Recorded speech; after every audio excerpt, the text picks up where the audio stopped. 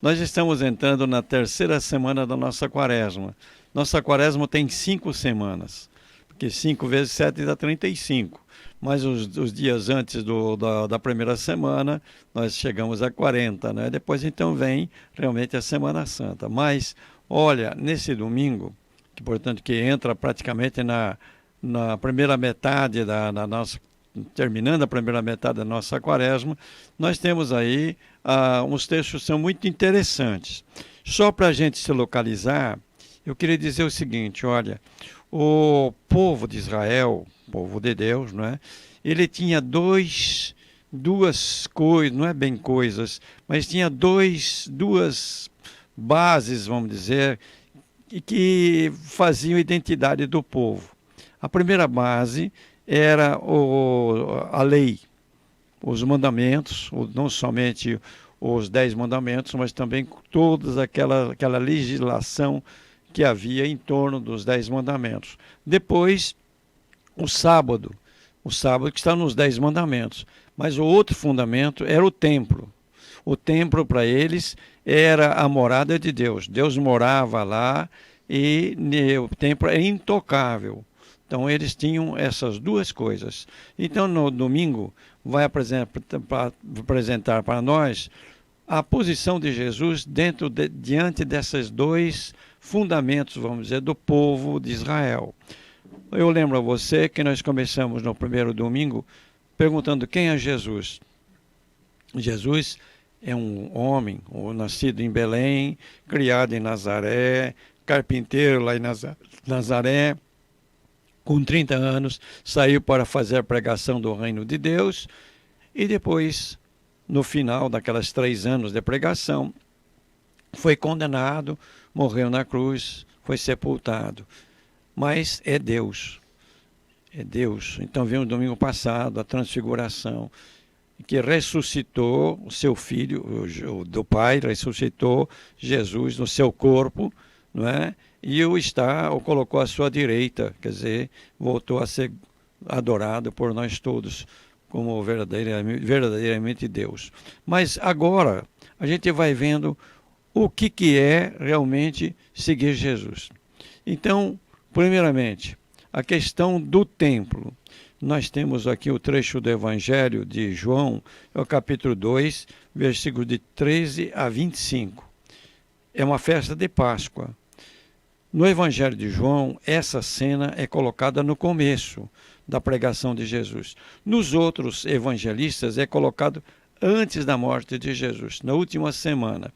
Então aqui o que nós temos? Jesus vai a Jerusalém, chega ao templo, e o que ele encontra ali em volta do templo, no recinto do templo? Os vendedores de animais que o pessoal comprava para oferecer em sacrifício. Pombas, as aves também, não é? E o dinheiro, porque no templo havia um dinheiro que era considerado sagrado.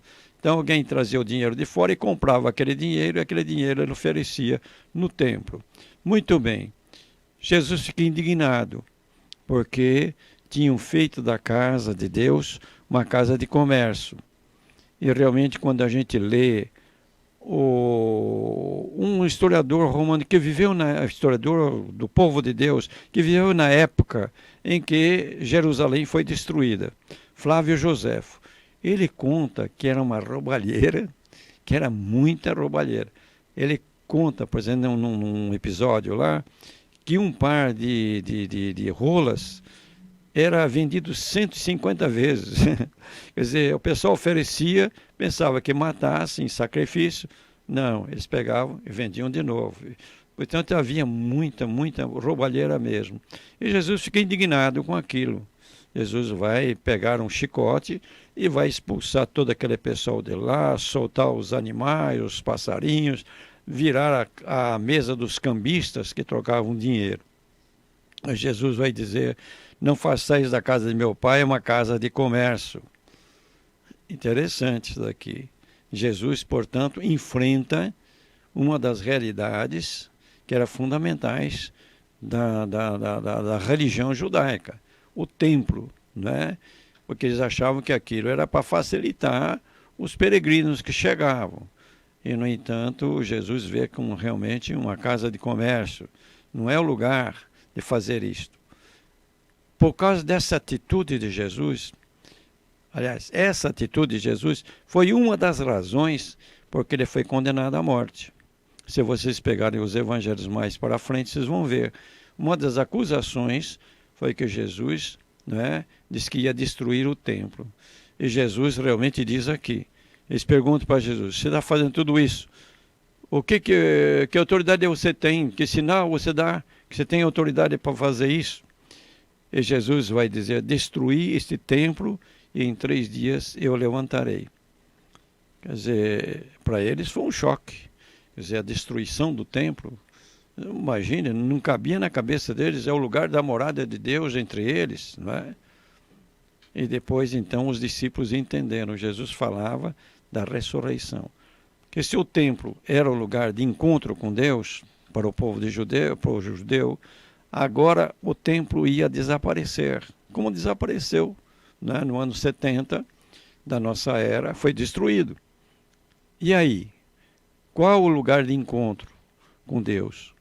É Jesus. Jesus é o novo templo. Quer dizer, quando a gente quer se encontrar com Deus, a gente tem de se encontrar num lugar. Esse lugar é Jesus Cristo. Como Jesus disse muitas vezes, eu sou o caminho, a verdade e a vida. Ninguém conhece o Pai senão através de mim. Quer dizer, Jesus é, portanto, o revelador de Deus. Então, nós agora não precisamos de um templo como Jerusalém.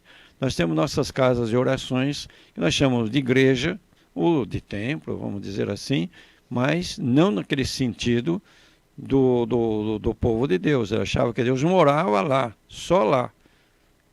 Agora a gente sabe, está presente em todo lugar, em Jesus Cristo, que é o lugar do templo. Portanto, Jesus enfrenta essa situação. E aí, no Evangelho de João, já explica o que aconteceu. Veja o que está escrito. Vendo os sinais que realizavam, muitos creram no seu nome, mas Jesus não lhes dava crédito. Mas antes, eles falaram que os inimigos de Jesus tentavam prendê-lo, mas não conseguiam prender, porque o povo estava do lado de Jesus, não é? Então, nesse trecho nós temos somente a fé que muitos viam e achavam que realmente Jesus tinha razão, mas Jesus sabia que aquele povo era muito volúvel, né? Muito volúvel. Jesus conhecia o coração das pessoas. Então aqui nós temos a atitude de Jesus diante do templo, que foi o que levou Jesus à morte, uma das razões que ele foi condenado à morte. Mas para nós é uma lição muito grande. Onde está Deus? Onde está Deus? Fizeram essa pergunta ao Papa Bento XVI num livro que é chamado Testamento, o Último Testamento. É muito interessante a resposta que ele deu. Deus, nós é que estamos em Deus. Deus está em todo lugar. Agora, como nós vamos encontrar com Deus? É Jesus. É Jesus. E Jesus está onde? Jesus estava na palavra, na Bíblia, na palavra que é lida, palavra que é anunciada.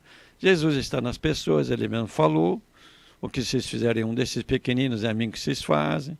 Jesus está nas nossas orações comunitárias. Quando 2 ou 3 estiverem reunidos, estou no meio deles. Jesus está na igreja, né? Ele sempre estarei convosco até o final dos tempos. Jesus está em tudo, porque Jesus é ressuscitado. Então nós nos encontramos com Deus, agora não no lugar, mas em todos os lugares. É claro que de modo especial, na Eucaristia, né? Em certos momentos da nossa vida também, mas Deus está em todo lugar. É só a gente descobrir.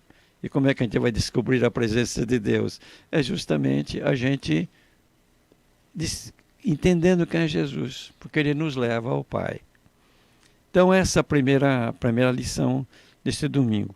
A segunda lição vem da primeira leitura. Então, a lei. Se você pegar os 5 primeiros livros da Bíblia, esses 5 livros têm o nome de Tora, lei. Então, a lei não é somente os 10 mandamentos. A lei é os 10 mandamentos, mas todos aqueles preceitos, etc., de comida, de não sei o quê, não sei o quê. Muito bem. O que São Paulo veio dizer para nós? Jesus Cristo nos veio libertar da lei. São Paulo que disse. Então ele veio nos libertar dos 10 mandamentos? Não. Jesus nos veio libertar todos aqueles preceitos que eram preceitos de costumes de um povo. Nós não somos judeus. Quando nós tornamos cristãos, nós continuamos a ser brasileiros, brasileiras. Então, nossos costumes são de brasileiros, brasileiras. Nós não precisamos, não devemos, não é que não precisamos, não devemos nos tornar judeus para ser cristãos. Foi a grande discussão que houve no começo da nossa igreja.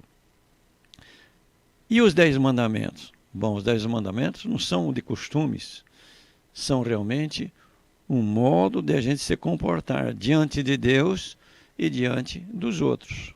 Os 3 primeiros mandamentos, você vai ver, são relacionados a Deus. Então, pegando aqui o decálogo, os 10 mandamentos, como está nessa leitura de amanhã, é o capítulo 20, versículo de 1 a 17. Então Deus começa a dizer, eu sou o teu Deus que te tirou do Egito, da casa da escravidão. Muito bem, então Deus tirou da escravidão para a liberdade. Agora, quais são as condições para viver a liberdade? Primeira condição, não terás outros deuses além de mim. Quer dizer, só existe um Deus, só um Deus, é o Deus de Jesus Cristo. É o único Deus vivo e verdadeiro, os outros são ídolos. Então nós não podemos adorar ninguém, nenhuma coisa, e aqui fala das imagens. Nós não podemos adorar imagens. Ele fala aqui, não farás para ti imagem esculpida, nem figura alguma do que existe em cima, no céu, embaixo, na terra, ou que existe nas águas debaixo da terra. Aqui nós temos uma coisa interessante. Está aí esse preceito. Mas Deus mandou fazer 2 imagens de coisas que estão no céu, né? Os serafins, os querubins, né? A gente vê depois o templo, tinha imagem de animais, tinha imagem de aves, tinha imagem de anjos também. Deus mandou fazer uma serpente de bronze para colocar num lugar. Então aí a gente vê o sentido disso. Essas imagens, se são ídolos, elas não podem existir. Então nós, católicos, não adoramos imagens. As imagens são para nós simples lembranças de pessoas que são maravilhosas, pessoas que nos acompanham. Então, primeiro mandamento, só existe um Deus. Só a Ele nós podemos adorar. Segundo mandamento, não pronunciar o nome de Deus em vão. Muito bem. Quer dizer, blasfemar, né? Tem lugares que blasfemam a torto e direito. Visitei uma região na Itália lá, que é uma coisa impressionante, não é? A pessoa não fala meia dúzia de palavras sem blasfemar, não é? Já é quase um costume, já é um costume. Isso daí realmente é precisar respeitar o nome de Deus. Respeitar o nome é respeitar a pessoa de Deus. Santificar o dia de sábado. O dia de sábado. Muito bem. Quando Jesus ressuscitou, você vai ver, os cristãos agora têm o dia do Senhor. Está na Bíblia, o dia do Senhor. Quer dizer, não é o sábado, o dia do Senhor. Que na nossa linguagem se chama domingo, porque vem do latim Dominus, Senhor, o dia do Senhor. Esses são os 3 primeiros mandamentos que se referem a Deus. Os outros são referência aos outros. Honrar pai e mãe, né? Não matar, não cometer adultério, não furtar, não levantar falso testemunho contra o próximo. E aí, então, não cobiçar a casa do próximo, as coisas dos outros. E o 10º, aqui, a gente estranha. Não sei se vocês estranham, mas eu acho estranho. Não cobiçarás a mulher do teu próximo, nem seu escravo, nem sua escrava, nem seu boi, nem seu jumento, nem coisa alguma que lhe pertença. Meu Deus do céu! A mulher é comparada, né, ao boi, ao jumento, propriedade do marido. Aqui você vê, Deus não vê assim as coisas, não, né? Você vê, portanto, aqui o dedo da pessoa que foi escrevendo, que era um machista de marca maior, né? Tanto assim que não é o pensamento de Deus, não cobiçar a mulher do próximo. Agora, esse negócio de jumento, as coisas, não cobiçar as coisas alheias, que é outro mandamento.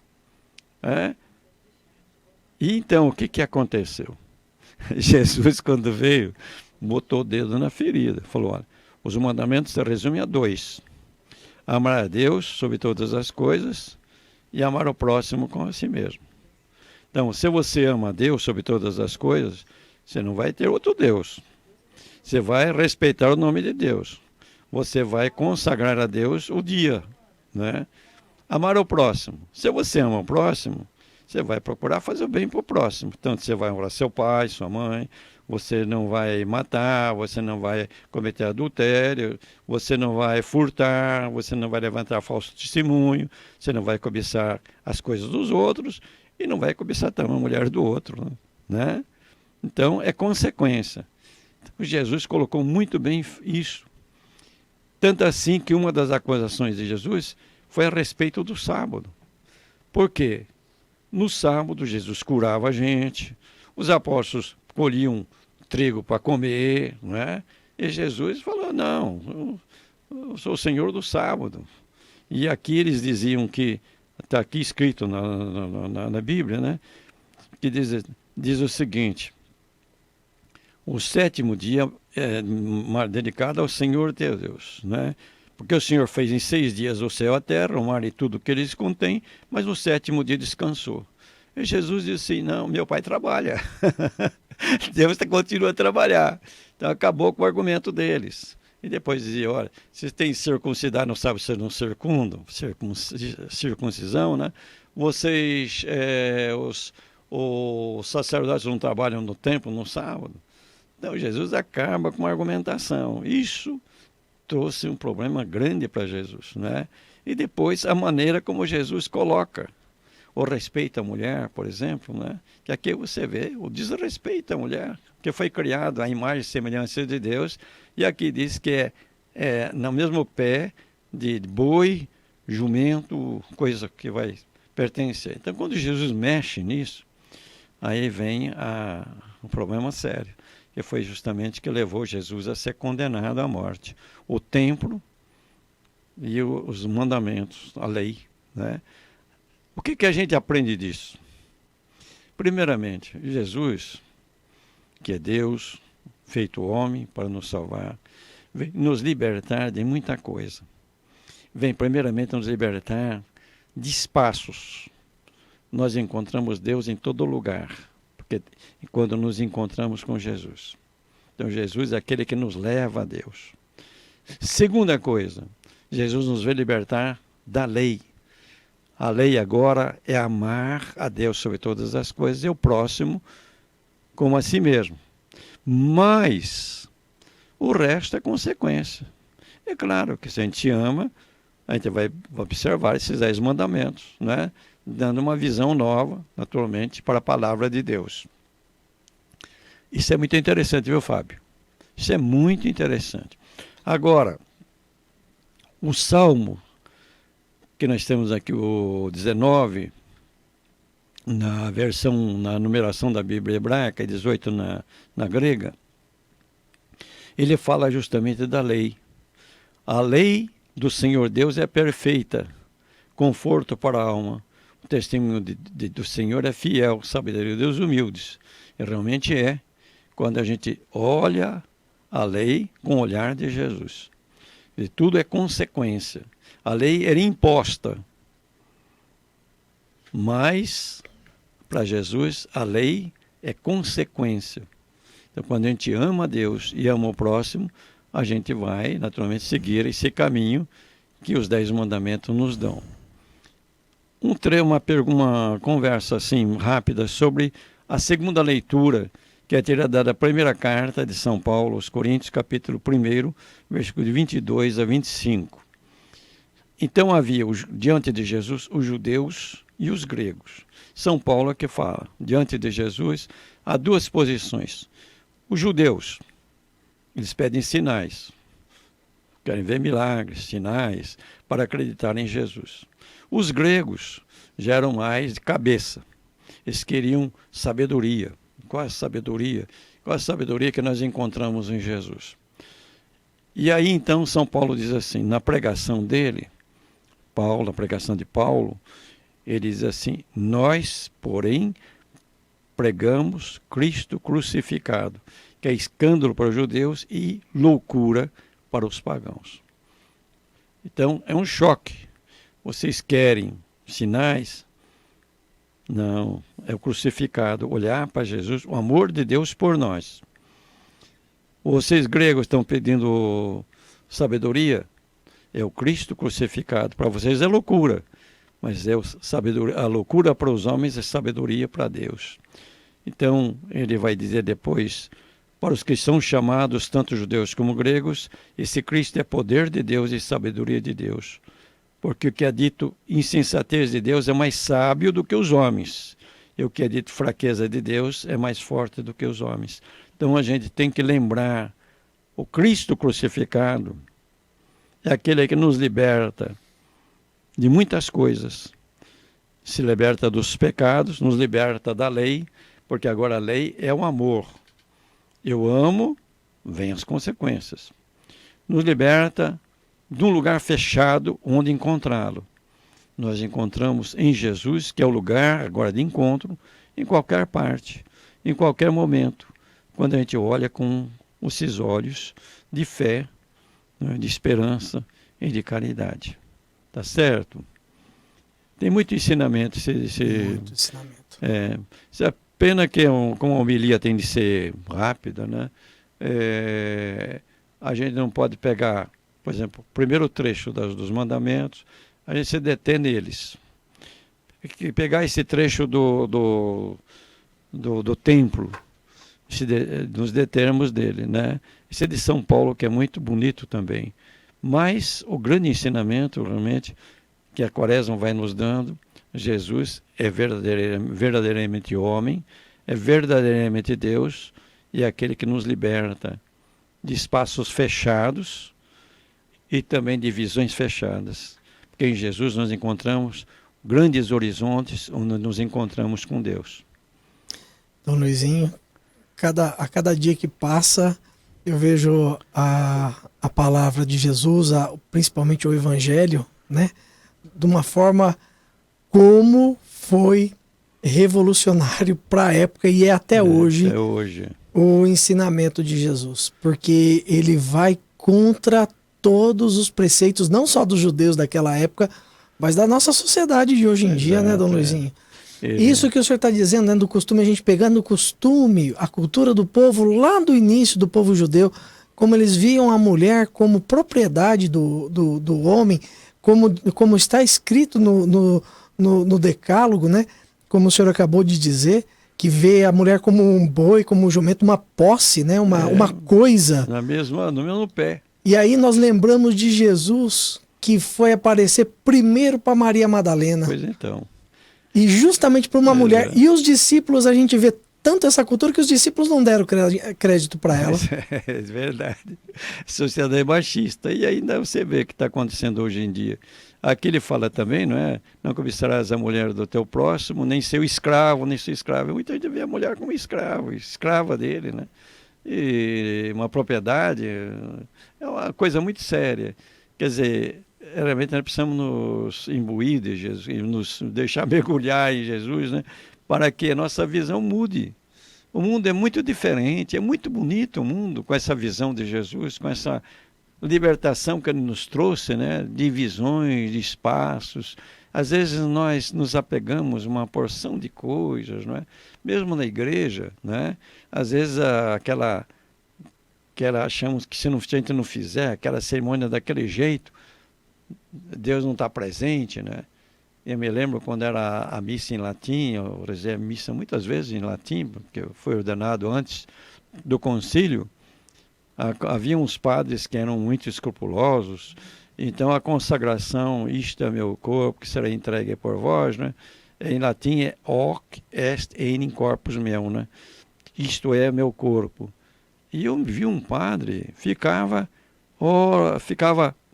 mais assim, repetindo, porque em latim o H é aspirado.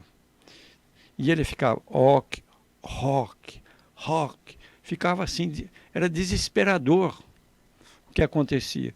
Que você achava que se ele não pronunciasse daquele jeito que devia ser, não acontecia a presença real de Jesus. E isso existe, essa mentalidade existe ainda muitas vezes. Nós condicionamos a certos ritos a presença do mistério de Deus, né? Dom Luizinho, e a história se repete, né? Porque aqueles 613 preceitos que não fazem parte do decálogo, que eram costumes do povo, né? De repente nós vemos hoje que acontecia no povo judeu, nós vemos hoje no novo povo de Deus também acontecendo, né, Dom Luizinho? Criando coisas, regras. Lembrando que existe tradição. Tradição é aquele que realmente constitui, deve ser transmitido. Existem tradições. A maneira como a tradição é transmitida, né? E muitas vezes se confunde as coisas. Isso que é muito triste. Então a gente tem que realmente ter um espírito muito aberto, como Jesus tinha, né? Que coitado de Jesus, ele sofreu por causa disso, né? Pois é, mas é um caminho de fio de navalha, né, Dom Luizinho? Porque não é fácil, né? Às vezes a pessoa acha que está fazendo certo, né? Eu vejo assim, muitas pessoas sinceras, né? Mas não estão fazendo isso porque querem o mal ou porque acham que estão enganando alguém, mas de repente porque acham que aquilo é verdade, né? Pois é, como fazer? Somente por Deus, né? Pois é, por isso que Jesus deixou escrito, ao homem pode ser impossível, mas a Deus nada é impossível, né? Pois é, Dom Luizinho, o papo tá muito bom, realmente eu ficaria com o senhor aqui, acho que eu falo assim, ficaria o resto do sábado, mas diante de uma liturgia dessa aqui que o senhor está falando, dá um retiro de uma semana inteira, Dom Luizinho, para reflexionar a respeito disso. Mas infelizmente nós temos que terminar o nosso programa e não temos como deixar o senhor ir embora daqui sem pedir uma bênção para o senhor, Dom Luizinho. Não tem dúvida, vamos dar uma bênção, principalmente as pessoas que estão doentes, não é? Sim. As famílias que estão sofrendo por sofrimento também dessa pandemia. Então, uma bênção para vocês, tenham um bom sábado, um bom domingo e uma bela semana também. Então, o Senhor esteja convosco. Ele está no meio de nós. Nosso Senhor Jesus Cristo esteja diante de ti para te guiar. Amém. Atrás de ti para te proteger. Amém. E aos teus lados para te acompanhar. Amém. E abençoe-te o Deus Todo-Poderoso, Pai, Filho e Espírito Santo, e esta bênção permaneça para sempre. Amém.